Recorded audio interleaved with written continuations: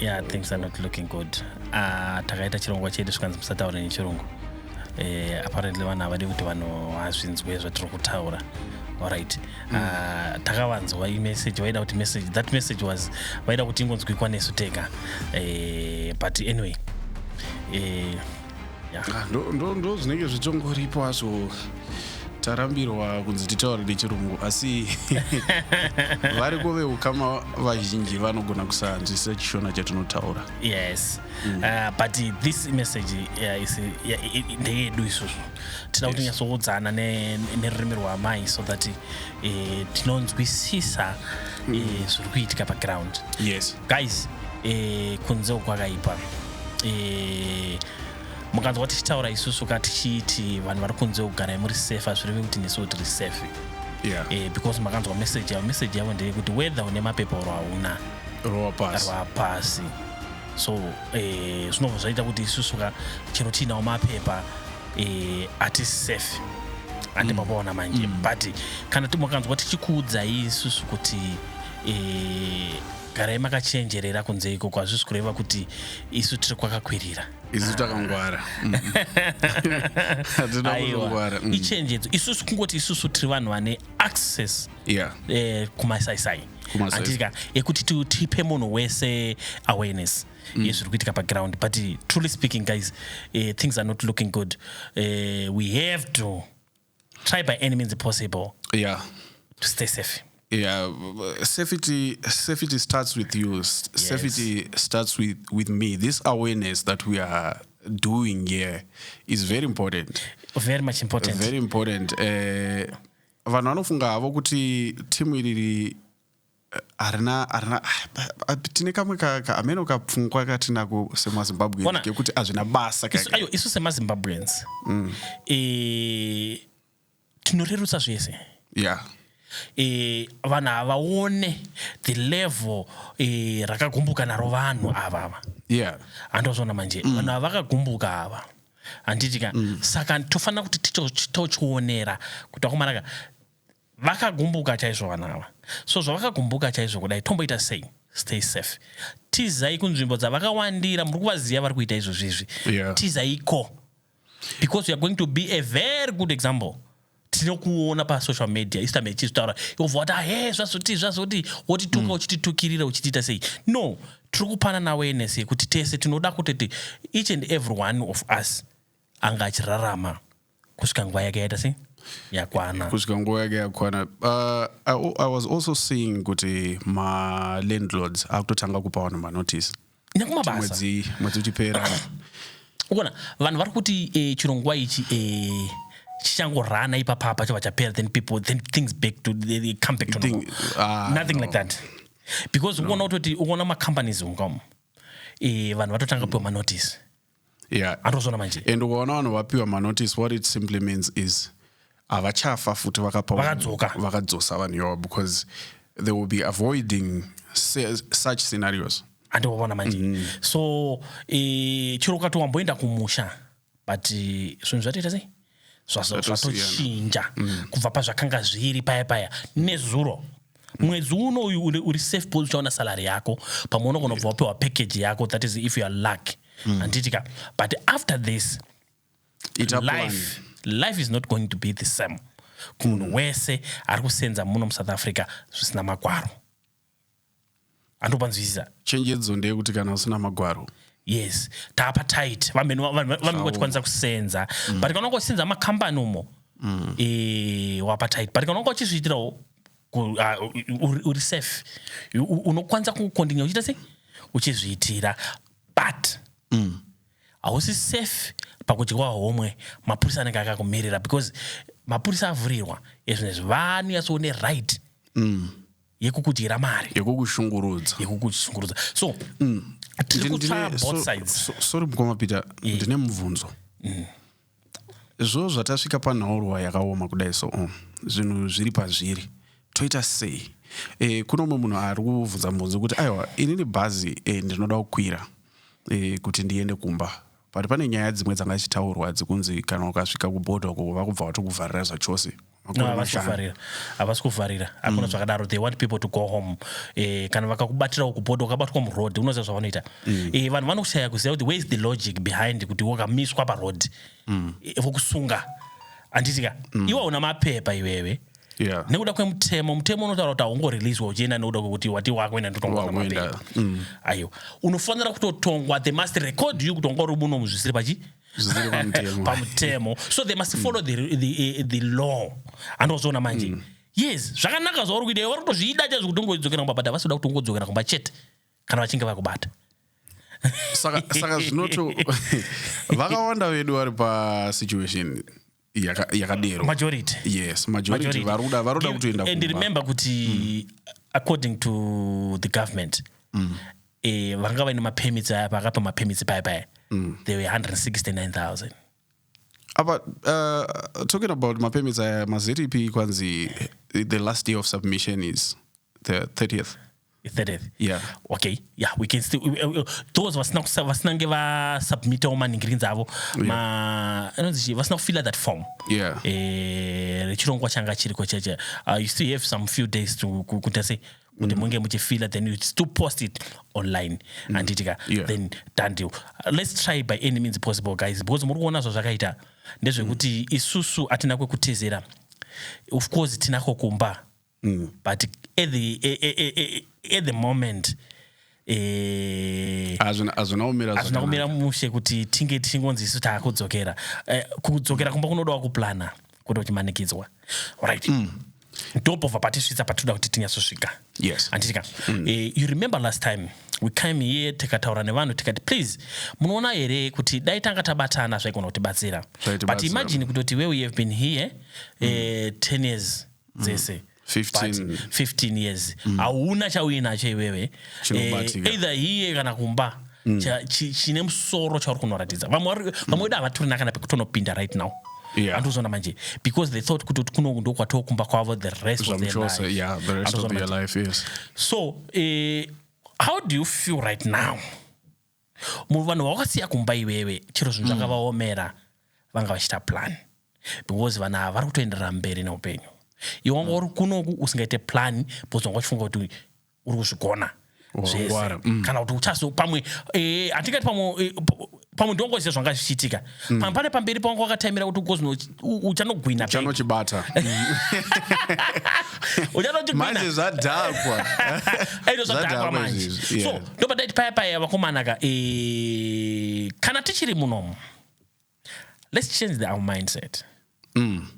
Maonera tiri kuita upenyu atachinjei. We need to have something meaningful. Anditika even something chiri value chine value andozona chinokuchinjira upenyu hwako zvokuti izvo tikadzingwa kuno. Imagine kutoti dai paipai takanyatsotanga takaunza vanhu vakawanda anditika pamwe dai takatengerana pamwe dai takauya tiri 10 takatengerana matrack. You remember, yes, you remember when we were talking about my trucks, we talked about land, we talked about quite a number of things that we zvataikwanisa kuita semazimbabweans. Yes, andozona manje tingadai tiri papi izvo so andozona manje ungada wakuenda back home uchize waingotora track rako hakuna anokurambidza. Hakuna. Andozona manje waingonobhadhara VAT paboda wotoendesa track rako kupi kumusha Zimbabwe wakutotanga kutoita sei wakutanga business. Andozona manje but tikutaura kuti isusu tiri kunoku of course vanhu vanga vachisenza but mari dziri kubatwa nevanhu hadzisi mari dziya dzine mutsindo. Andozona manje dzekuti on your own you cannot make it.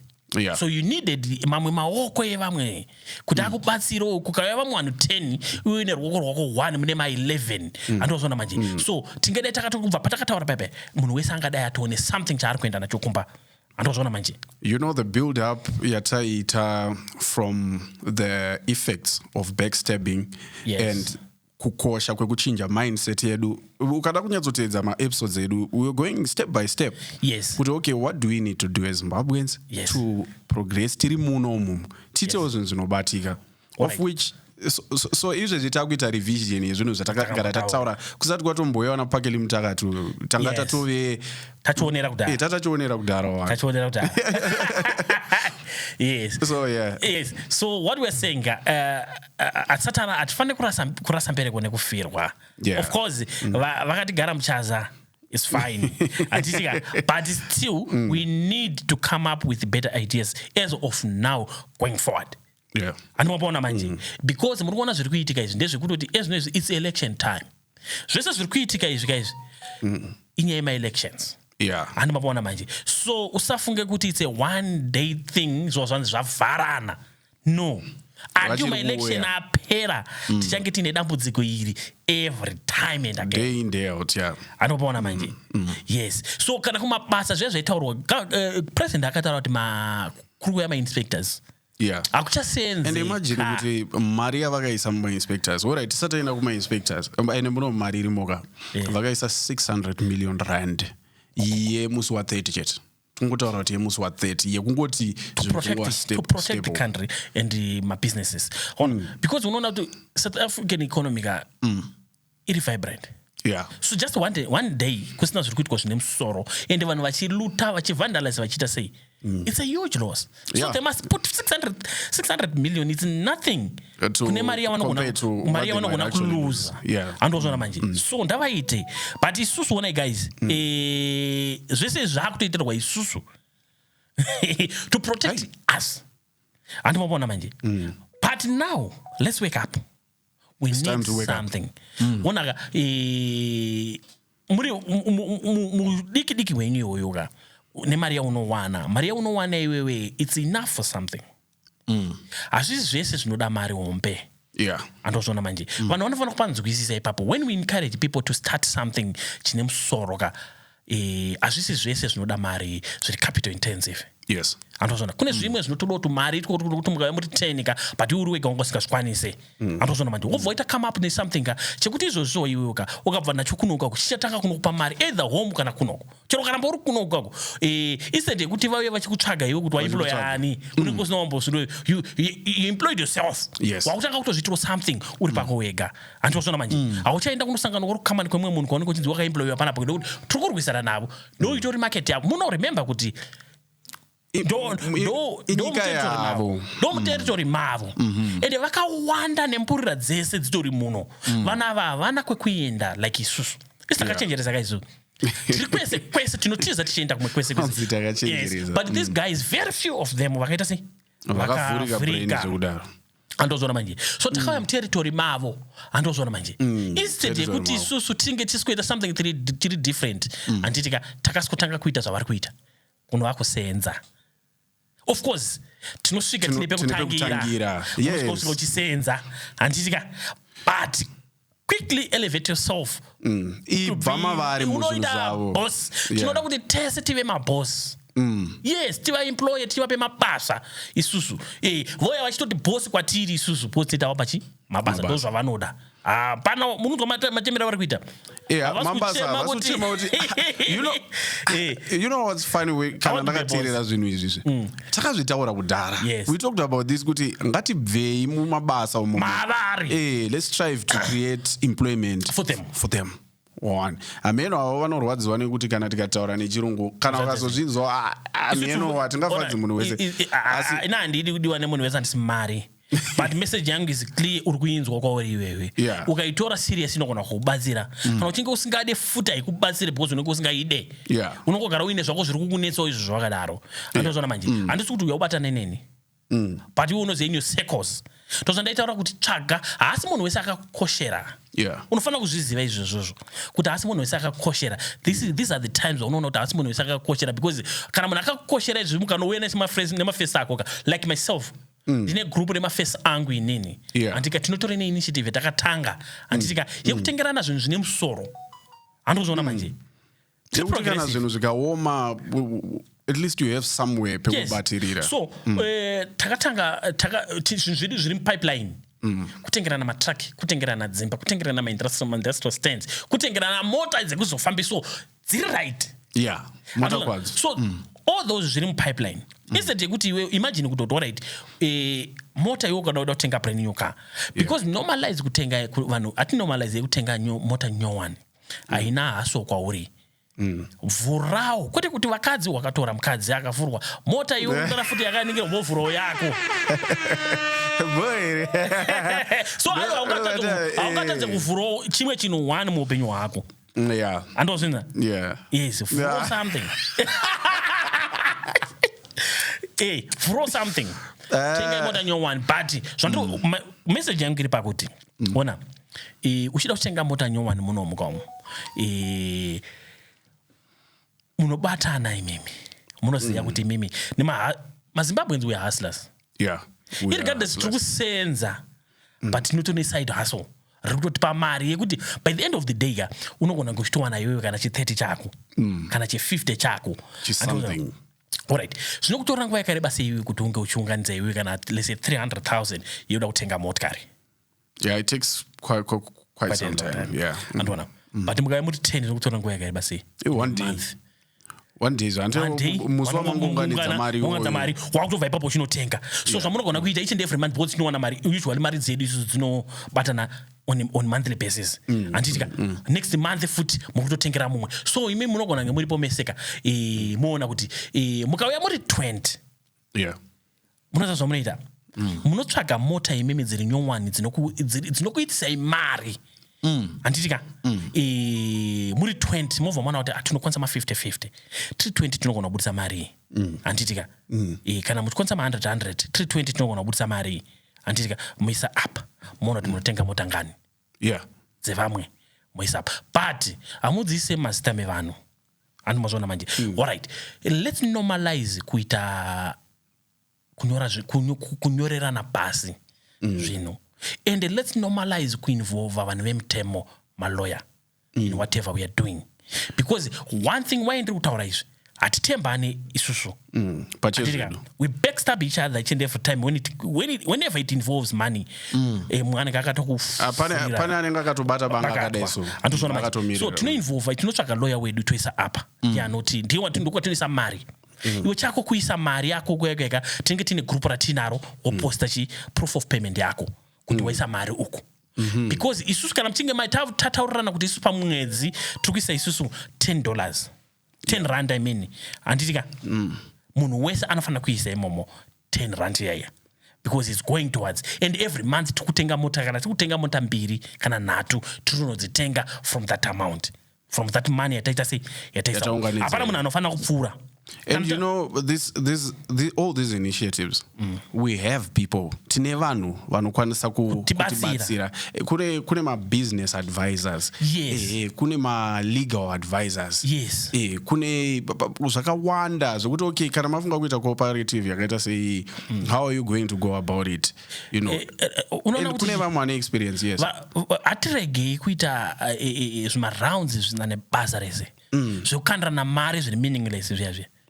Unoziya zvoti wakanda mari yako haina kana chaimbondotenga wangokandira wamwe munhu panapa munoona zvitiro zvaanoita munhu anokunetsa kukupa mari iyoyo hatikandira naye mari tichiziva kuti isusu tinotenga asset anditika kwete kuti mari ikonoti kana kuti tiitirane raundi yekutengerana chikafu chaicho tingatengerana chikafu iyoyo no atite raundi yekutengerana chinhu chinondipa mari yekuti ndikwanisa kuchitengera chikafu.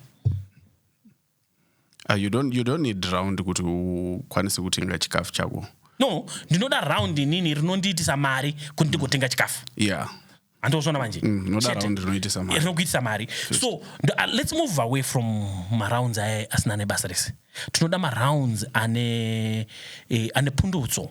Yekuti iwe paunopedza round iroro unoyasonzwa kuti wakumanaka ndaifunga kuti handisenze gore rino kana maresolutions atinopa muna January aya anoitika manje kana tiri takarongeka because wega uibatanidze but takawanda tinoibatanidza and also kana mari ichibatanidzwa as a group there is discipline to it.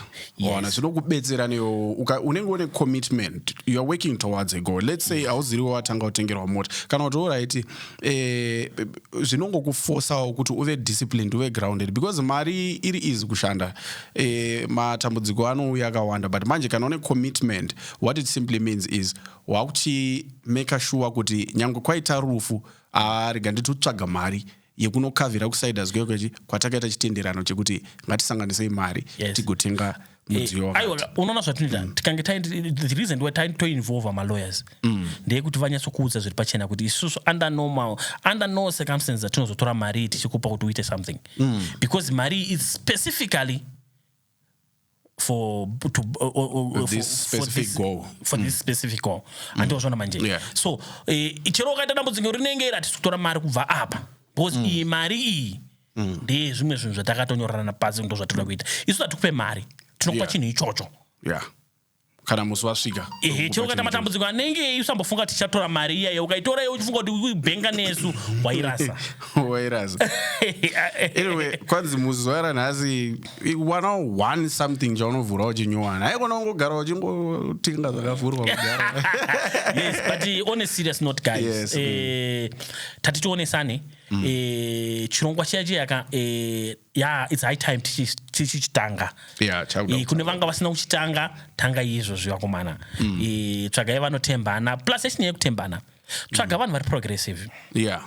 Muupenyu unofanira kulayaza nevanhu vari progressive. Not munhu wese wawaona. Unoziva kuti there is a difference between kuziva vanhu nekutamba nevanhu.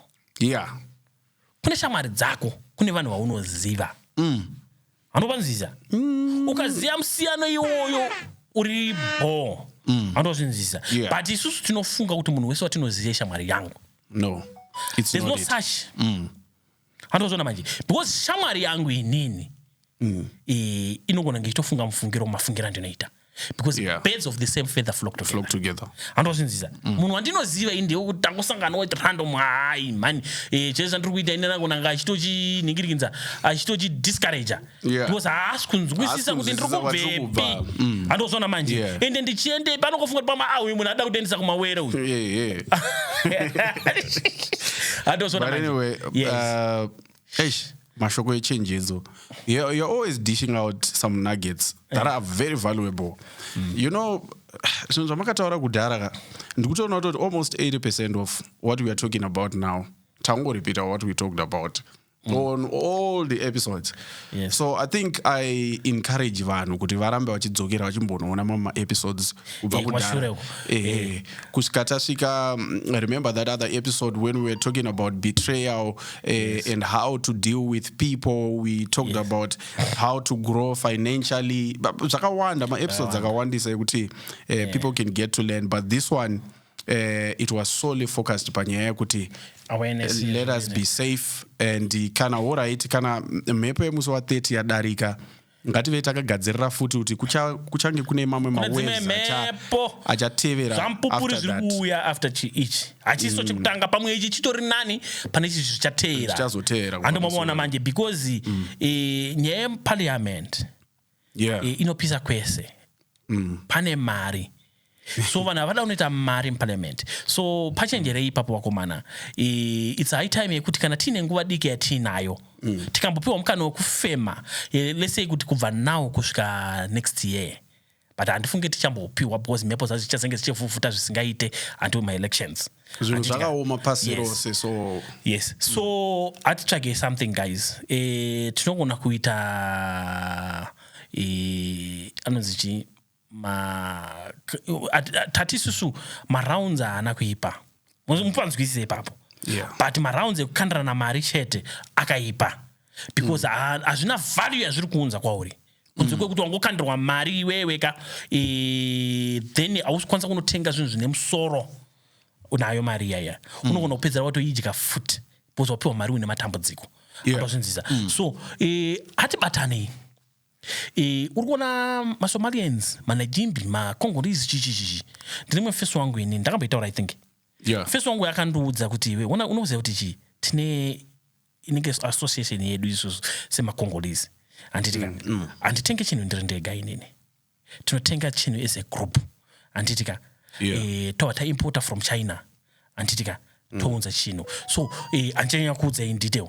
Anditika moita find out tounza chinhu kwavanotounza kana kuita sei handikuudzei, but chavanomeka sure ndechekuti munhu wese aita sei nemari yako shoma iyoyo unoisa sei unoisa paipai. But zvavanoita manje ndizvizvizvi vanono munhu anisa mari paipai zvoreke kuti kutaisa mari yakati. Anditika vanovimbana vanhu vaivai vanotovimbana zvekudaro. Anditika vonotenga container ravo vounza container ravo voskovhura container ravo that's why mutona vachiita mari. Unoziva here kuti zvinhu zvaiva vanenge vanozvitenga zvakachipa stereko. So whatever mari yavo ino multiplier by a huge number. ingori an investment in a smaller scale zvisiri listed kuma-stock exchange. Takungozviitawo zviri practical pachezvedu. Hatikwanisi kuenda ikoko. Then takamboti isusu unoziva kuti ezvinezvi 90% yedu tinenge tiri ma-landlords.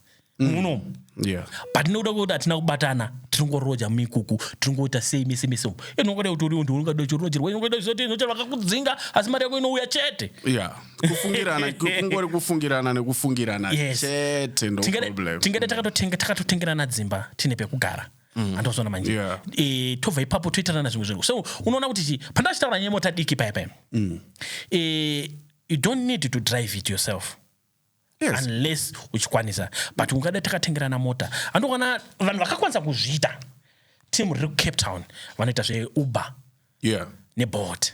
Vakazvikwanisa zvinhu izvozvo. Vakavimbana, vanoitirana maraundi kutenga mota dze vachiita sei, vachipinza mota dzakanaka.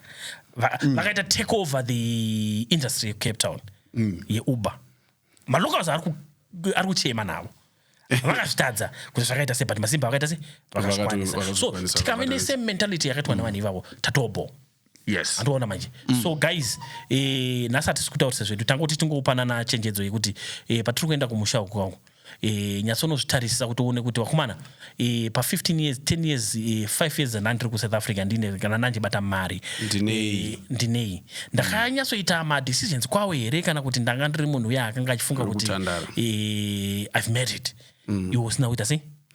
usina kuchibata handitika. So but we still have time. Kune varipo vachange vachapunyuka vachapunyuka make sure let's utilize mukana wacho. Handitika. Atsvage vanhu vari progressive tiite zvinhu zvinotipa ramangwana rakaita rakanaka. But anyway guys, stay safe. Mhepo iri kumbovhuvhuta and haisi kuvhuvhuta haisi kuti pachampupuri chimwe chete. Kune zvampupuri zvampupuri zviri kuita sei, zviri kupupuruka, zviri kuuya zvakatowanda because munhu wese ari kuda kupinda muparliament. Zvinenge zvine mari futi mukati iri kuiswa panavo. Andoona vangu. So ndiani anoti no kumari? Hakuna. Plus tinofanira kuziva kuti these people vari pa home ground. Chero tingataura tikapupa tikaita sei hazvichinje the fact yekuti vari pamba pavo. So ndo vanokola mashots. Andozvona manje. Kutenge tirimbori kuno kuzvedu kuya kwatiri kuita uku kwako. Story nyasha wambedza mwana. Anyway, I think nguva yedu chinhambo chedu changu chati kune nguva yatanga tida kuti titaure nhasi tachingoda 5 minutes, but otherwise zvinoratidza kuti tine zvakawanda zvipakurwe. But please stay safe kwamuri guys. Fange timu Durban kuchamboita nguva refu chaiko kusingaseenzeke. Handimanzwa pane mufesi wekuzambia aronzi akapfurwa uya anga asingatodrive local truck, angatonesa ben truck rake. Andomaona manje akapfurwa akafa. Zvino zvinokuratidza kuti patiri pakamira sei, tiri panguva yachimpeto pakaoma yemudzanga urumwa uri kutsva.